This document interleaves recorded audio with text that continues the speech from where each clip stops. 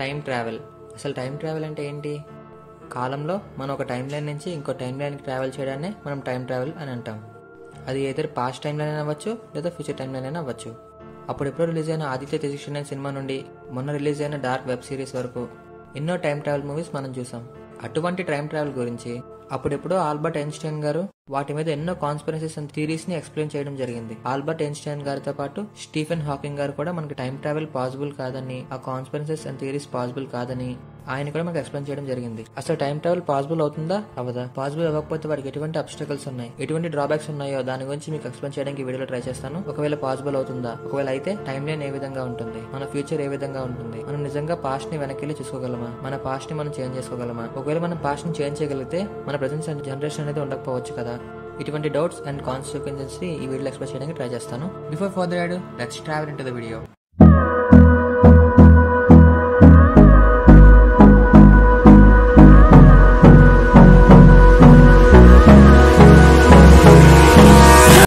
Edward Snowden అనే American CIA agent నాసాకు సంబంధించిన ఒక హైలీ క్లాసిఫైడ్ డాక్యుమెంట్ ని హ్యాక్ చేశాడు. దాన్ని ఇంటర్నెట్ లో అప్లోడ్ చేశాడు. ఆ వీడియోలో ఏముందంటే 1947లో న్యూ మెక్సికోలో ఒక alien space ship crash land అయిందని, అది తెలుసుకున్న అమెరికన్ మిలిటరీ ఆ ప్లేస్ కి వెళ్లి విచారణ చేస్తుండగా అక్కడ 3 ఏలియన్స్ కనబడతాయి. వారిని బంధించి వాటికి 3 పేర్లు పెట్టారు: EB1, EB2, EB3. వాటిలో ఉన్న ఒక EB తో ఇంటర్వ్యూ చేస్తూ కొన్ని ప్రశ్నలు అడుగుతారు. మీరు ఎక్కడి నుంచి వచ్చారు, మా భూమికి ఎందుకు వచ్చారు అని అడుగుతాడు. అప్పుడు ఆ EB ఏం చెప్పిందంటే, మా గ్రహం పేరు భూమి, మేము మీకు వేల లైట్ పాస్ట్ ఇయర్స్ నుంచి వచ్చాము, అంటే మీ భవిష్యత్తు కాలం నుంచి వచ్చాము అని చెప్తాడు. మీరు ఫ్యూచర్ నుంచి వచ్చాను అంటున్నారు, అంటే ఫ్యూచర్లో ఏలియన్స్ భూమి మీదకి వచ్చేసి భూమిని ఆక్రమించుకుంటాయా, మనుషుల్ని చంపేస్తాయా? దానికి సమాధానంగా, మేము ఏలియన్స్ కాదు, మేము మనుషులమే.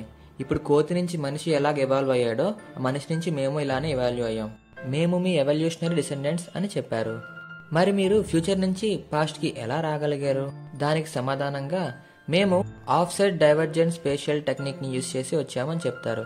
సో ఈ ఆఫ్సెట్ స్పేషియల్ డైవర్జెన్స్ అంటే ఏంటి? మనం ఎన్నో సినిమాలు చూస్తాం, అందులోని ఆదిత్య 369 అండ్ 24 వంటి మూవీస్ లో టైం ట్రావెల్ చేస్తారు. అది నిజంగానే పాసిబుల్లా అనేది తెలుసుకుందాం. కాలంలో ముందుకి వెనక్కి మనం ప్రయాణించగలమా అనే విషయాన్ని తెలుసుకుందాం. టైం అందరికీ ఒకేలాగుంటుందా, అన్ని చోట్ల ఒకేలాగుంటుందా, మనం కాలంలో ముందుకి వెనక్కి ప్రయాణించగలమా అనే విషయాలు తెలుసుకోవాలంటే మనం ముందుగా టైం అంటే ఏమిటో తెలుసుకోవాలి.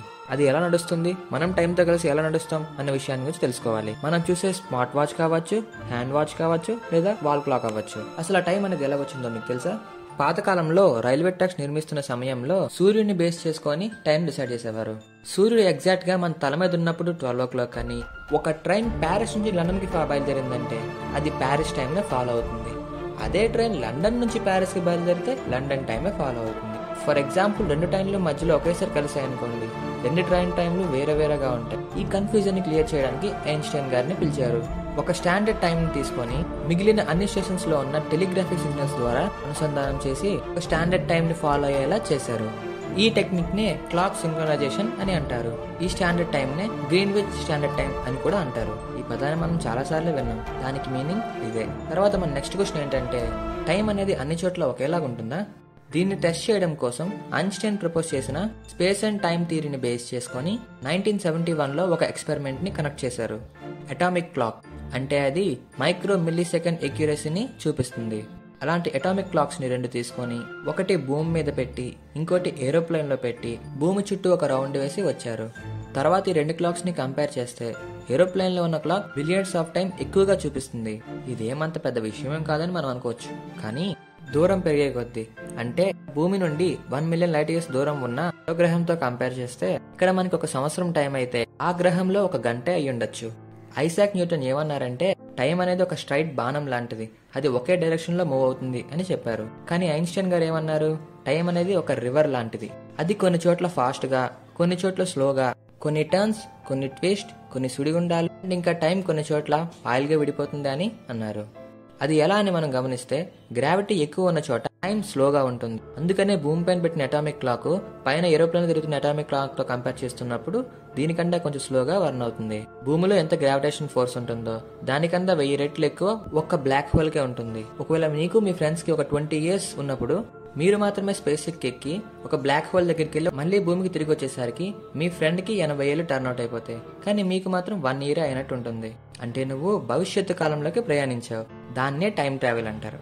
సో ఒకవేళ మనం ఫ్యూచర్లోకి ప్రయాణించాలనుకుంటే బ్లాక్ హోల్ ఒక టైంని మనం మ్యానిపులేట్ చేయగలిగితే చాలు. ఇప్పుడు అదే టైం మన వర్తమానంలోకి అంటే మన పాస్ట్లో వెళ్ళాలనుకుంటే ఆఫ్సెట్ స్పేషియల్ డైవర్జెన్స్ ని యూజ్ చేసుకోవచ్చు.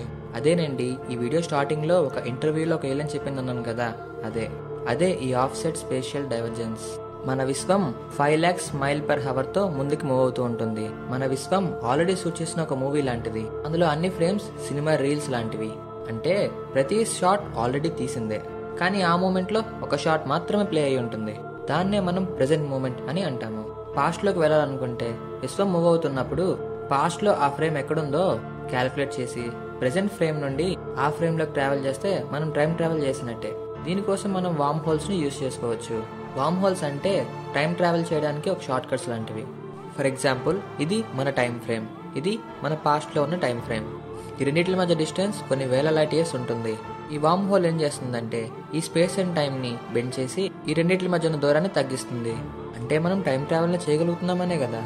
ఇప్పుడు మనందరి మనసులో ఉన్న డౌట్ ఏంటంటే మనం కాలంలో ప్రయాణించగలమంటే మనం గతంలో చేసిన తప్పులను పొరపాట్లను వేరే వాళ్ళ జీవితంలో జరిగిన సంఘటనలు గానీ మనం మార్చగలమా అనే కదా. మనం టైంలో ట్రావెల్ చేసి గాంధీ గారిని గాడ్సే చంపకుండా ఆపగలమేమో కానీ ఒకవేళ నిన్ను నువ్వే గన్తో కాల్చుకొని చచ్చిపోతే నువ్వనేవాడివే ఉండవు కదా. ఇక్కడే కాంట్రవర్సీ క్రియేట్ అవుతుంది. దీనికి సమాధానం చెప్పడం కోసమే ప్యారలల్ యూనివర్స్ అనే కాన్సెప్ట్ క్రియేట్ అవుతుంది. సింపుల్ గా చెప్పాలంటే నువ్వు వేరే వాళ్ళ టైం లైన్ లోకి ట్రావెల్ చేయగలవు, వాళ్ళ టైం లైన్ నే ఆల్టర్ చేయగలవు, కానీ నీ టైం లైన్ ని మాత్రం నువ్వు ఆల్టర్ చేయలేవు. మేబీ వేరే ప్యారలల్ యూనివర్స్ లో నువ్వు ఎంటర్ అయి ఉండొచ్చు అంతే. స్టీఫెన్ హాకింగ్ అయితే అసలు టైం ట్రావెల్ అనేది ఇంపాసిబుల్ అని, ఒకవేళ భవిష్యత్తులో అది ఉండుంటే ఈ పాటికే మనకి భవిష్యత్తు నుంచి టూరిస్టులు వచ్చేవారు కదా అని అన్నారు. కానీ సైంటిస్టులు ఏమన్నారంటే వాళ్ళ దగ్గర టైం ట్రావెల్ కనుక్కునేంత టెక్నాలజీ ఉంటే మనకు కనిపించుకున్న మన మధ్య తిరిగే టెక్నాలజీ కూడా ఉండే ఉంటుంది కదా, అందుకే వాళ్ళు మనకు కనిపించట్లేదు అని అన్నారు. Let's think to the other side of the coin. At the moment మనం టైం ట్రావెల్ చేయాలి అంటే మనకి ఒక పర్ఫెక్ట్ టైం మెషిన్ కావాలి, లేదా బ్లాక్ హోల్ లేదా వార్మ్ హోల్స్ యూస్ చేసి టైం ట్రావెల్ చేయగలిగే టెక్నాలజీ మన దగ్గర ఉండాలి. ఇప్పుడున్న పరిస్థితుల్లో మనకు రెండు అవైలబిలిటీగా లేవు. And the required amount of energy to the time travel is equals to the 5 times explosion of atomic bomb. 5 times explosion అయిన ఆ అటామిక్ బాంబ్ ఎనర్జీని మనం ప్రిజర్వ్ చేయగలిగే లేదా కంట్రోల్ చేయగలిగే టెక్నాలజీ మన దగ్గర ఉండాలి. లేదు కాబట్టి మనం టైం ట్రావెల్ చేయడం ప్రెజెంట్ అయితే ఇట్స్ ఇంపాసిబుల్. ఇప్పటి వరకు నేను వీడియోలో చెప్పినంత ఒక థియరీ పార్ట్గానే మిగిలిపోయింది. ఒకవేళ ఫ్యూచర్లో మనం టైం ట్రావెల్ చేయకపోయినా మన ఫ్యూచర్ జనరేషన్ వాళ్ళు టైం ట్రావెల్ చేసి మన దగ్గరికి రావాలని కోరుకుంటూ just travel in your present time line. జై హింద్.